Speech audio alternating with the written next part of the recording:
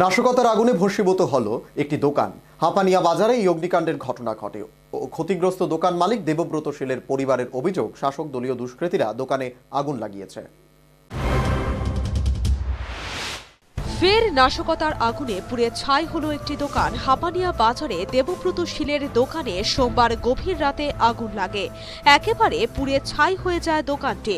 দেবব্রত শীলের পরিবারের অভিযোগ, বিধানসভা নির্বাচনের ফলাফল ঘোষণার পরও একবার তার দোকানে আগুন লাগানো হয়েছিল। এলাকার শাসক দলীয় নেতৃত্বের আশ্বাসের পর পুনরায় দোকান চালু করে দেবব্রত, কিন্তু মঙ্গলবার রাতে আবারও আগুন লাগিয়ে দেওয়া হয়েছে। দোকান মালিক দেবব্রত শীলের বোন ঝুমা শীল অভিযোগ করেন, বিজেপির দুষ্কৃতীরা এই অগ্নিকাণ্ড সংঘটিত করেছে। এখন ক্ষতিপূরণের দাবি জানাচ্ছে দেবব্রতর পরিবার।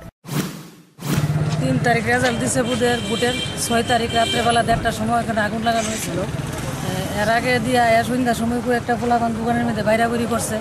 যেদিন ইলেকশনের রেজাল্ট দিছে এদিন বাইরাবাড়ি করে সেটা 3 দিন পরে সেটা রাত্রেবেলা আগুন লাগাইছে।